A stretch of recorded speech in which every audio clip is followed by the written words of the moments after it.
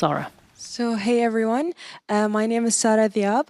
I'm a student at King's College London, and I would like to add something about the conversation about bias in media.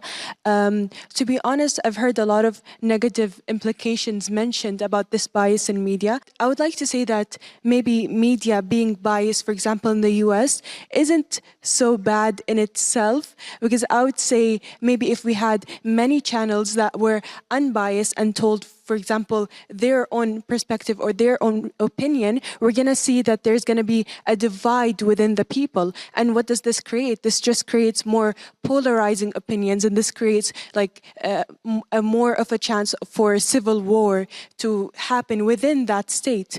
So I think I would like to get opinions on whether you'd agree that there is a positive implication from biased media. And can I actually put this to you, Konstantin, how do you see media bias playing out when it comes to coverage of for the Ukraine-Russian war, for example? It takes a lot to render me speechless, as you've already observed, but I'm still speechless from that incredible graph you showed earlier where China was the most trusted media place in the world. I mean, this is hilarious, right? It's like if you went back to the Soviet Union, you would have got 100% trust in media, because the entire narrative is completely controlled. China is a country in which you can't even Google Tiananmen Square, and a whole bunch of Western apps are unavailable. The idea that we would put them on the same chart as Western countries is preposterous in and of itself. Now, as for Russia, Ukraine, as I said earlier, I from the outset have said that I think the West, or certainly the UK, which I'm a citizen of, needs to do everything it can to support the Ukrainians in their fight for their independence. However, we had a recent example with Nigel Farage, for example. I've had Nigel on my show. There's even a clip on our channel of me arguing with him about this issue. I think it's called Nigel Farage versus Russian or something like that. And he recently made comments, or rather he was asked to make comments about the whole conflict. And when he shared his view, which he's had for probably 2 decades, about NATO expansion, European Union expansion, etc., he was immediately demonized as some kind of evil pro-Putin monster, which I just thought was completely irresponsible. We have to be able to have a sensible debate about the issues. And this is why I completely agree with Steve. I wouldn't say it's a particularly Western phenomenon. I think in the West we've done more than anyone to try and overcome these moral panics, actually. But nonetheless, human psychology, mass psychosis is what it is.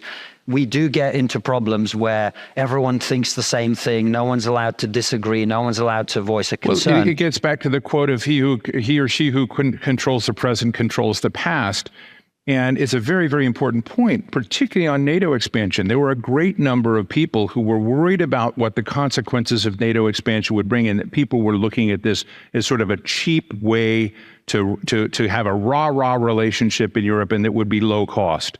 Well, our current director of the CIA in the United States, Bill Burns, a friend of mine, was our ambassador to Russia, wrote a memo in 2008 and said the expansion of NATO into Ukraine would be a neuralgic issue for the Russians.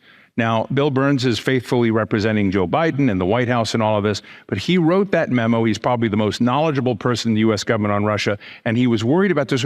Does that mean that you don't expand NATO? Maybe you do, but you have to be cognizant of what the costs and consequences would be from the top analysts, and that when you squelch that, you just cancel that debate. And it wasn't just Nigel Farage who was raising this. A whole squad of American foreign policy intellectuals were worried about the various dimensions of this and basically got squeezed out of the story. Right. That was a debate we should have been able to have. And the most important thing that worries me about the way we have conversations generally is people automatically assume that you're a bad person because you have a position that they don't agree with, right? We should be able to have the sorts of robust discussions we've been having today without coming away from that thinking, well, this person disagrees with me about Israel and Palestine or Russia, Ukraine, therefore they're a bad person. What if they just have a different perspective that you don't particularly like? That's the whole point of having the ability to have these conversations. Okay, can I bring in our